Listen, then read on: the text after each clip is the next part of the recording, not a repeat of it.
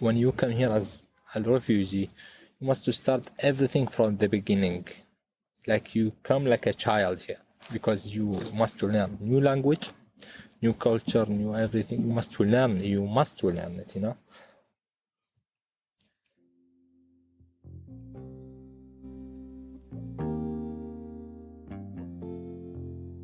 Over time, as his German improves and he learns more about the patterns of Austrian life, everyday tasks become a bit easier.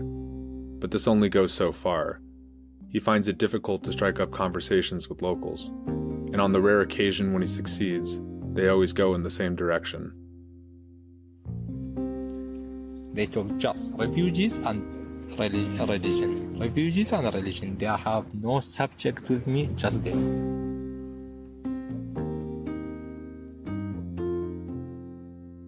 It is of course especially obnoxious when the conversation centers on some absurd stereotype, like that all Muslims are violent. But even when prejudices don't surface, it is still tedious to have the same conversation over and over. It is easy to overlook how alienating it is to always be a stranger in the place that you now call home. Imagine what it's like when every conversation begins with the same question.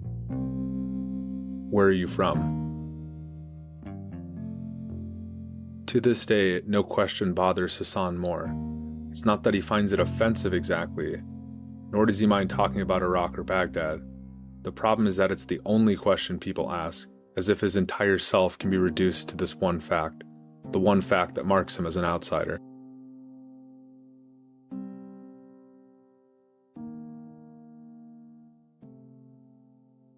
In Austria, Hassan's identity is inextricably linked to Iraq, which in turn links him to Islam, even though Hassan is not really religious himself. Here, if you are Muslim, you are from this country, especially Middle East, as they say, you have the Arschkarte. The literal translation of this is a bit vulgar in English, but it's an everyday idiom in German. When you have the Arschkarte, this means you've drawn the short stick in life. By virtue of being Muslim or Middle Eastern, you are disadvantaged. You are on the outside, not part of the group. To escape the outsider label, some Muslims have converted to Christianity, at least publicly. Some people I know, they leave their religion because they want to live here. One of his roommates in the refugee house did this, in fact. On Sundays, he goes to church. At home, he still prays 5 times a day, like any observant Muslim. I asked him once, what you do? Like, he said, yeah, I just want the paper. I just want the asylum. In his heart, he don't choose his religion. Some people, if they want to stay here, they must leave their community, their tradition. Maybe they survive here. Maybe it helps to look Christian, but Hassan isn't sure. One of Hassan's close friends in Austria is also a refugee from Iraq. Like a good number of asylum seekers, he's a Christian.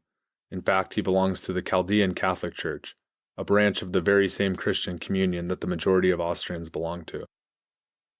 But Hassan says his friend's path doesn't seem any easier than that of Muslim refugees. If you can be marked as other, more often than not, you will be, in Austria or anywhere else. That's why there are big walls between the refugees and the local people. Really big walls. And few people, they can cross these walls.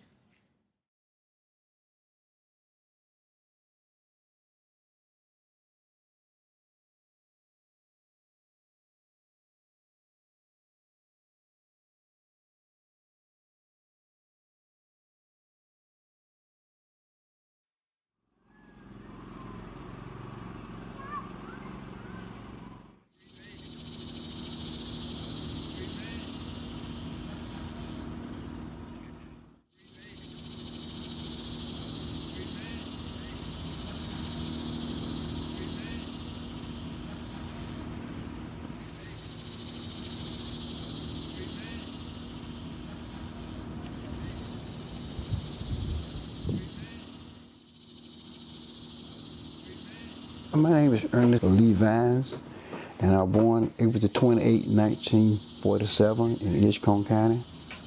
And where we are sitting at right now, old house back there, this is where I was born at, is still back there.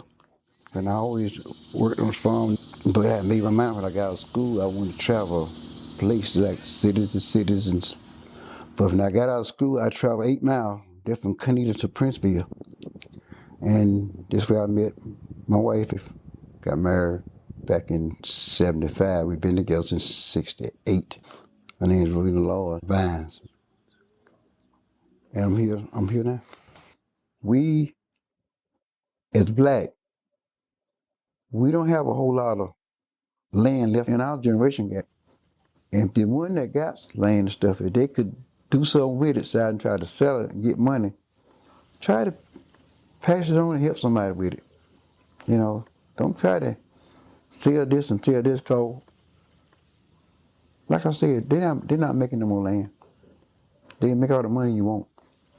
To me, I would look at things, bring back the older way of doing things, and that's the only way we're gonna be able to survive out here is to work with each other, not to try to work against each other. Just like this land out here. White man came to me on mine telling when I got ready to let the church take it over, they want to know why I do that. Why I didn't let them have it.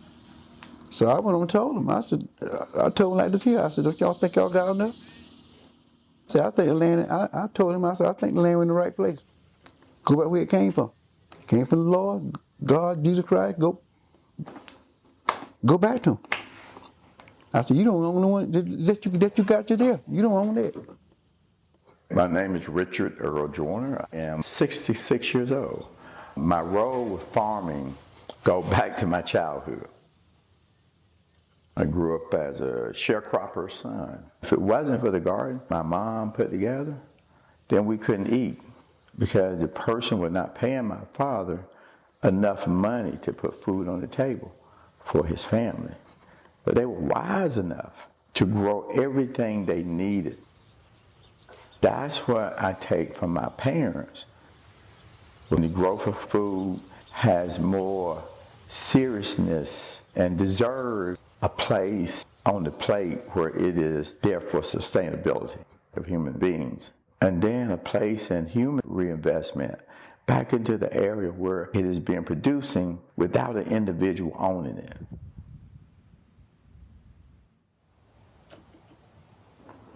So our goal is no home is hungry. No child in this area, no child can be at home and have a food deficit because these fields produce more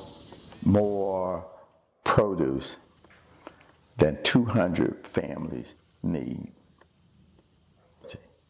And so because of how devastating this past of trauma has been to our community, we know that this is like 10 years for us. We know that we are moving to a sustainability model. And one of them was that we would move from a charity model to a justice model. This summer, our supported agriculture, CSA, has been up to the level where the CSA sustained our summer camp, which means every child in the summer camp is paying for their summer camp and is paying for everything they need for back to school. So I came into ministry through a servant lens, through a sacrificial servant lens, not an economic lens. And so, so I think I know I'm still sticking with the social sacrificial lens. And I think that as more of us do that, we'll see these farms like this really increase.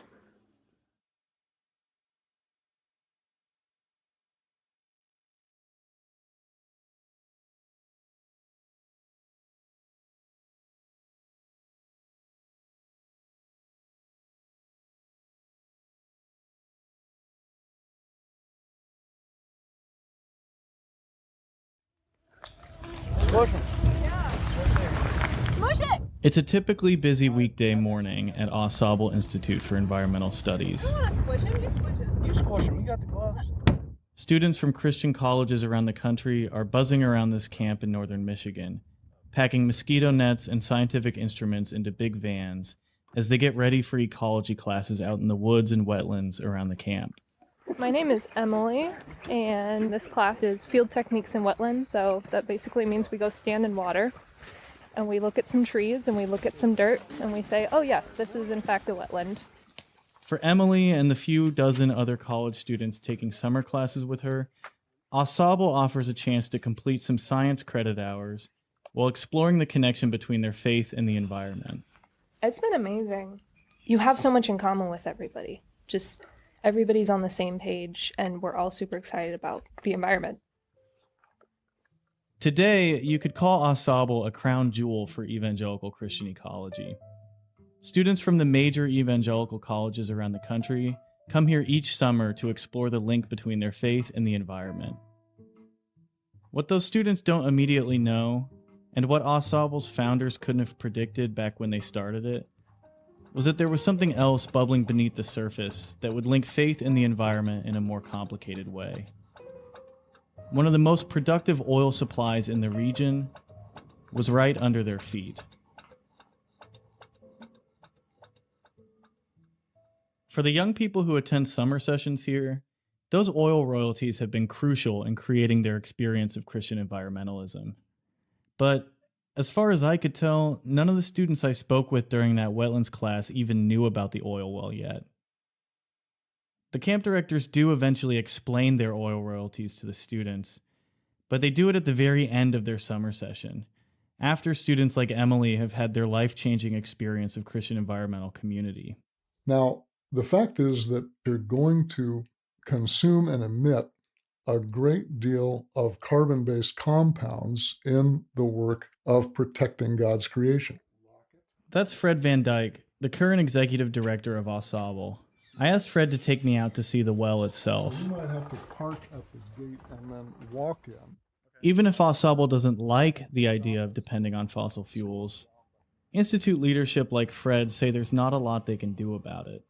On the other hand, Sable still needs to maintain its identity as this evangelical environmental organization.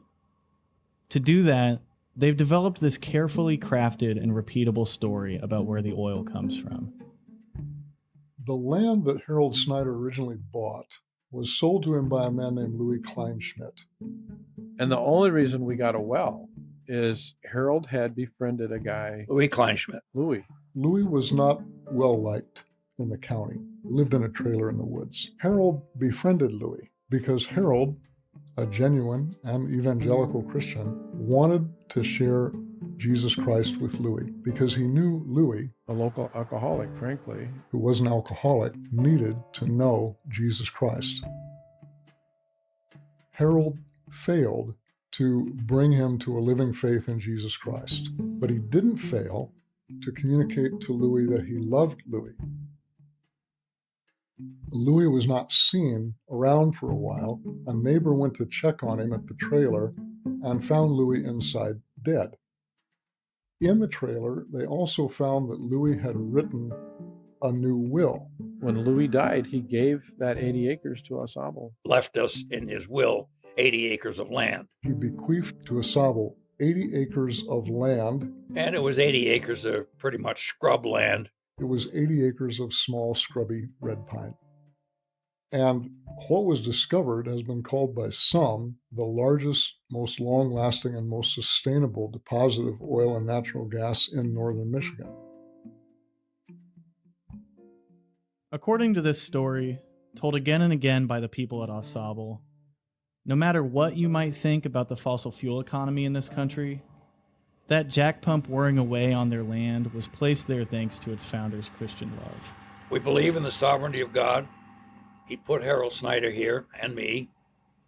He put Louis Kleinschmidt here. He put those 80 acres there. He brought the two of us together. So this legacy that was given to the Institute was a product and a direct effect of a disciple of Jesus Christ loving somebody that nobody else loved. And eventually that person responded in the way that he could.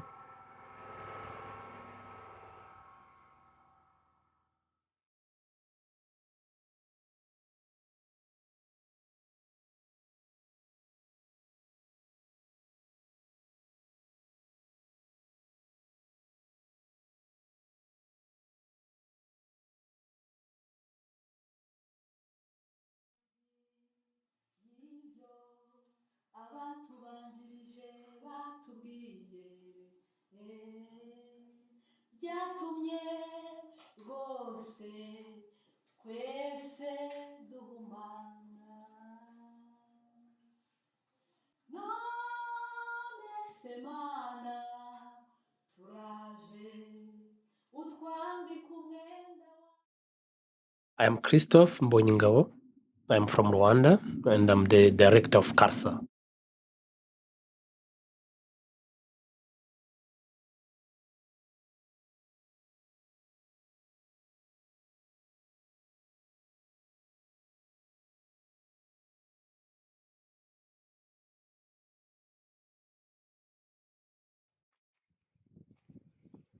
Describing Rwanda during the genocide, it's really very hard because what happened, it's undescribable.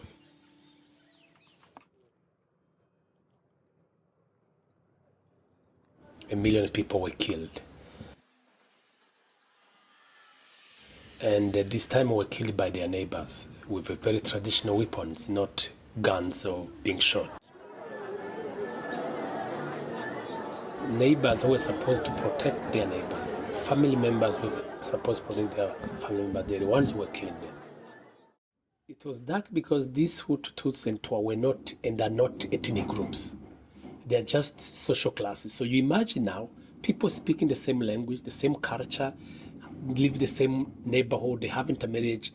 Now they are killing each other for no clear reason, just because of the genocide propaganda, the political propaganda. So that's why it was really hard.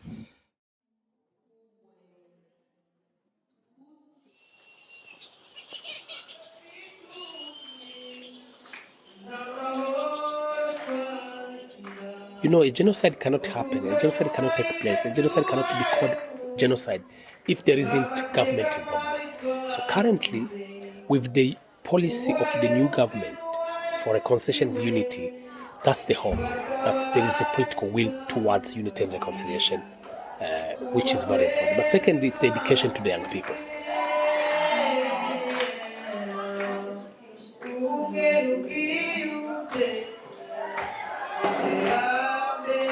And creating space where young people grow up in a different environment, where there's no divisive laws, where there's no discrimination, where there's not having these rhetorics and speeches from the politicians which are pushing them toward it. But currently, every speech is more towards unity and forgiveness and reconciliation. So with those structures, political structures, but also secondly the community structures, such as CARSA, like ones I work with, where these young people see a widow who have lost the entire family member, left by herself, and now she's able to not only forgive the perpetrator, to not only forgive the very same person who have murdered the entire family, but welcoming the person into her house, feed him. That's a clear sign for the young people that forgiveness, reconciliation is possible, and that's the way, that's the direction.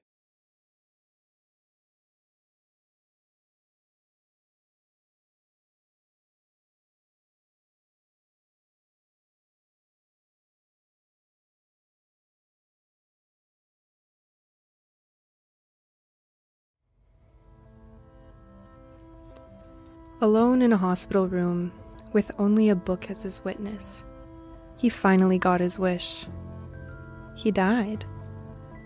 As he had laid deteriorating, his body slowly turning in on itself, he would say to Akhtar al-Iman, his dear friend, Ilahi, agar मेरे जी को सेहत नहीं हो सकती, तो उन्हें मौत दे दे. कम से कम इसी तकलीफ से तो निजात हो जाएगी. God, if Miraji can't have health, then give him death. at least he will be free from this suffering. So God listened to him. He died in the evening on November 3rd, 1949, in the King Edward Memorial Hospital of Mumbai. He was 37. But it is hard to be sure which suffering exactly Miraji was referring to. Was it the crippling loneliness after nearly all of his friends had abandoned him? Or was it his fellow poets kicking him out of the literary circles which Miraji had considered family? Unlike the conniptive kinship tie of his brother, who had long ago sold some of Miraji's work to serve as packaging for veggies. Or was it the tumors inflaming his body? Or was it the doctors threatening to correct him with electroshock therapy, straightening out a seemingly bhatka hua shair, a wayward poet, as one biographer later dubbed him, rather unceremoniously? Or was it amorphous frustrations that to be different, to be queer, to write startlingly new poetry in a new genre, would just land you in the pits of ridicule? Maybe all those painful questions pulsated as intensely as the tumors engulfing his body. But isi taklif, this suffering, his emphasis on particularity, this, isi, a demonstrative so sure of a here and now, so completely confident in space-time, in the halo of a moment seemingly demarcating the past from the future, as if a moment were a forge between two mountains. This suffering. This.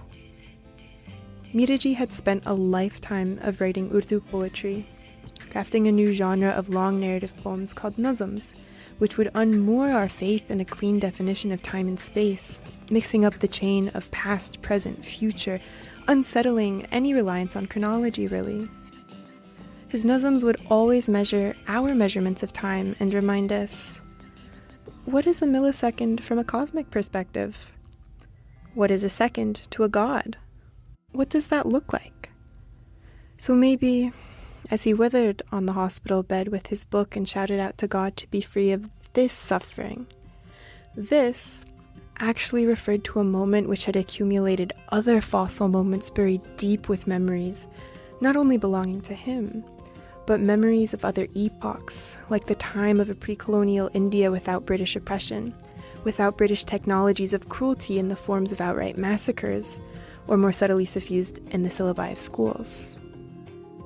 Or maybe the time of Prince Siddhartha, poised to become the Buddha, which then wound up painted on the walls of the Ajanta caves, which then trickled from the open veins of those living rocks into the eyes of Miraji standing before them, who then wrote a poem about it. Ajanta ke Ghar, the caves of Ajanta. Fossilized space-time enchanted Miraji. But all of this is not to say that Miraji was an escapist or apolitical, though many of his contemporaries and biographers lobbed such insults. Miraji was much more brilliant than he received credit for. He understood that he was a creature of his social environment as much as he was an accretion of multiple time streams coalescing in his body. So as anti-colonial efforts gathered more and more steam, but began to ring in monochromatic colors, Miraji meanwhile was crafting his non-identity politics, his slippery dance between intertemporal dimensions, first darting to the time of gods in Krishna's Vrindavan, then taking a pit stop at the beginning of time. His resistance came in these subtler ways, etched into the scaffolding and themes of poems, or the resistance to succumb to simple definitions of identity. He was always pluralizing and specifying. Perhaps that is why Miraji liked small words, like isi, meaning this, or magar, meaning but. He liked small words because he saw worlds in them.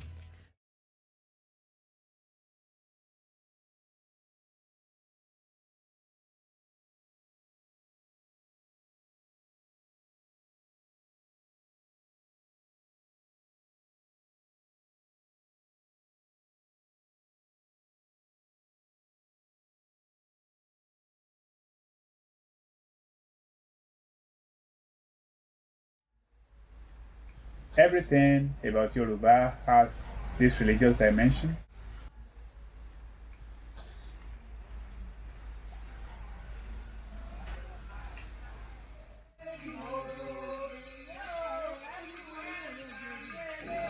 there is nothing you want to say about Yoruba that does not reflect, this religiosity.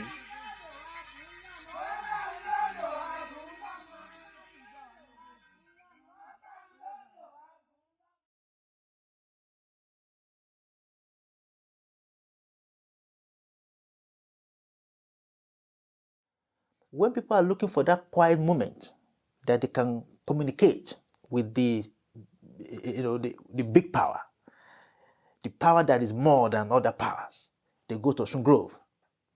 Whether you're a Christian, whether you're a Muslim, whether you are an Osun follower, whether you are an Oduduwa or Obatala, there is a space, there's a place in that space for you.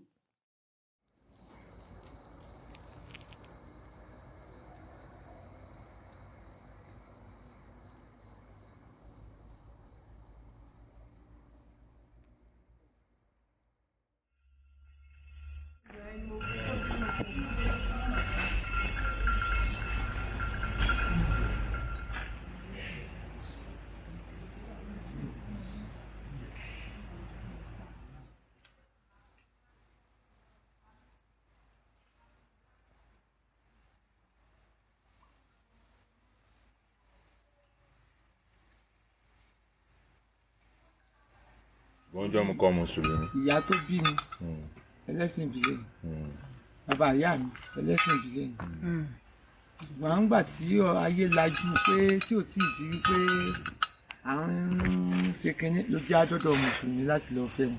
ṣùgbọ́n nígbà tí wàá darapọ̀ mọ́ ẹlẹ́sìn àbáláyé Ọ̀ṣun kánkú sọ ní gbẹ̀ngbà tí a ti padà sí Ọ̀ṣun ṣe lè tọ́ka ijọ́ tí ẹ kábàámọ̀ pé bí mo mọ̀ ni kí n sì mọ́ wà bíbá.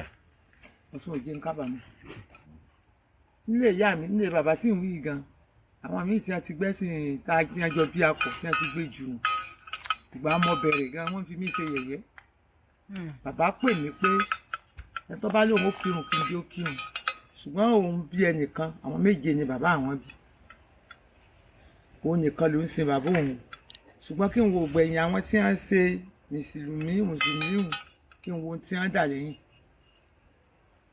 tí wọ́n bá láwọn ó kírun kí n jẹ́ wọn ó kírun ṣùgbọ́n òun fi mí sí di èsì ìsìgbà mo ti wà ń bẹ ìgbà mi ò mú kọ́kọ́ bàjẹ́ rí.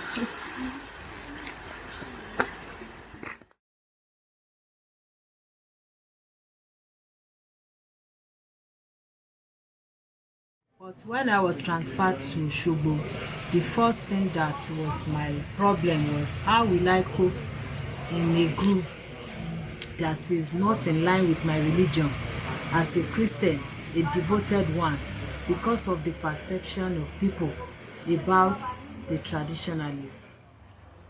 Àwọn èèyàn máa ń wo ibi báyìí gẹ́gẹ́ bí àwọn tó bí kọ́ máa ń wo bí ibi tán ti ń bọ òrìṣà. Then àwọn kan máa ń wo bí báyìí pé wọ́n máa ń wo àwa gan gẹ́gẹ́ bí olórìṣà nígbà tó yẹ pé à ń bọ òrìṣà níbí báyìí.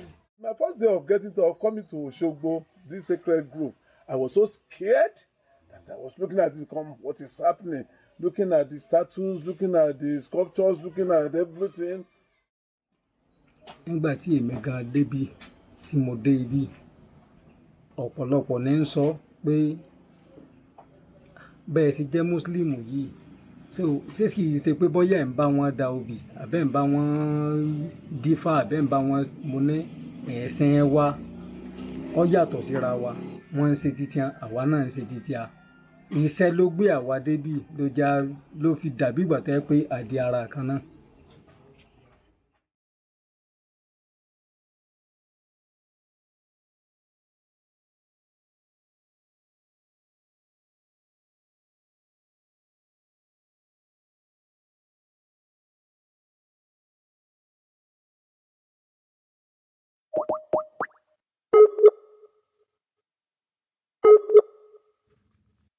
Buenas noches.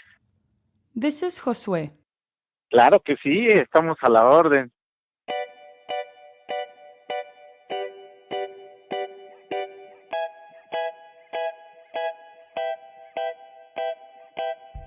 He lives in Mexico. He wakes up early, Levantarme temprano does his chores, y empezar mis labores domésticas. takes his daughter to school, Porque soy un padre de familia y tengo que and then goes to work for the family business. y me voy a trabajar. Before going to work, Josué prays to God and puts himself pongo in his hands. En las manos de Dios, que es el máximo creador. Josué is a very religious man. Growing up, he says, he even meant to be a priest. Yo iba a ser sacerdote, But it didn't work por out. circunstancias de la vida ya no lo logré hacer. In a country where 81% of adults identify as Catholic, it is not surprising that Josué is so religious. What might be surprising is that he also has an altar in the corner of his room Yo tengo un altar en casa, devoted to the saint of death. a mi santa muerte.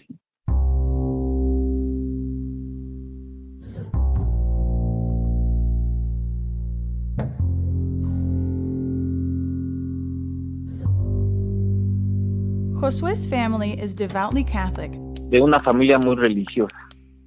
and some were shocked when he started venerating the Santa Muerte. He doesn't talk to his family about it. Yo en mi caso no lo sé. The subject is so taboo that he's not sure if anyone else in his family is a believer as well. Porque como le vuelvo a repetir, mi familia no estuvo muy de acuerdo. When they first saw his altar at the house, they asked why he had it. Porque la tenía They told him that she was evil. y me decían que era mala, que me iba a cobrar los favores que yo le iba a pedir. But Josué is far from alone in venerating the Santa Muerte. We know that Santa Muerte has been around in Mexico City since at least the 1960s. For decades, devotees would have her statue and altars in their homes, like the one Josué has. They worshipped her behind closed doors. But today, murals, statues, and shrines to Santa Muerte can be seen on the streets in Mexico. There are even so-called chapels or sanctuaries devoted to her. You can also see her on people's bodies, on tattoos, clothing, jewelry, and phone cases. When I walked on a busy street in the historic center of Mexico City, a block from the famous Plaza Zócalo, I noticed a street performer. He was dressed in gold robes, a skeletal face, and had a sign next to a basket that said, "Discover your destiny. A lot of luck and love and work, money and health." I recognized the Santa Muerte immediately. When you see the Santa, the first thing you notice is usually a skeletal face and hands, her body covered in long flowing robes. She wears a crown on her head, sometimes made of metal, sometimes made of flowers, and she holds a scythe. I gave the Santa money, and in turn, she shook a black box filled with what seemed like coins and gave me many blessings. And Santa Muerte has spread far from Mexico City these days. It is no surprise that the Catholic Church does not take Santa Muerte's growing following lightly. Church officials associate her with the drug trade and an underbelly of evil that is leading souls into temptation and demise. The Santa Muerte, they say, seduces followers away from true Catholicism. Para comercializar la muerte en cambio de monedas que al final la polilla y el óxido echan a perder. On February 13, 2016, Pope Francis visited Mexico City and gave a speech at a meeting with Mexican bishops at the cathedral, in the same area where I saw the street performer. Y anticívico que el narcotráfico representa para la juventud y para la entera sociedad. Pope Francis asked the people not to turn to these chimeras and macabre symbols connected to the drug trafficking. Que seducidos por la potencia vacía del mundo, exaltan las quimeras y se revisten de sus macabros símbolos. And to remain sheltered within the arms of the church.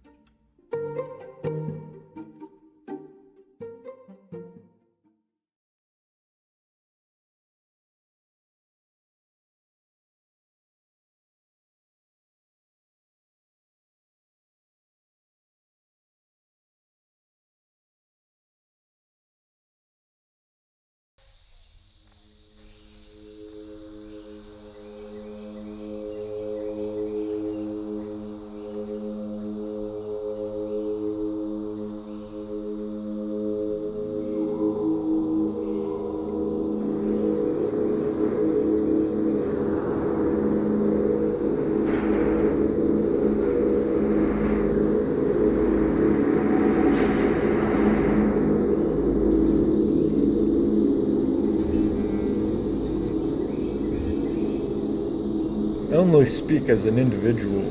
Our tribal government represents the tribe. That's the way it should be.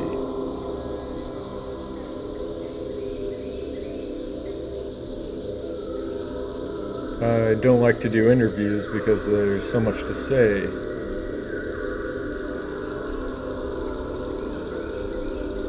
A lot of things have happened in this place. This is the oldest reservation.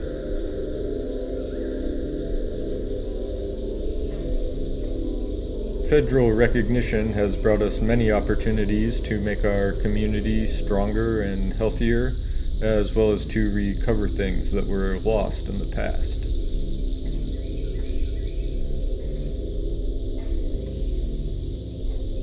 I'm most looking forward to us starting a language program.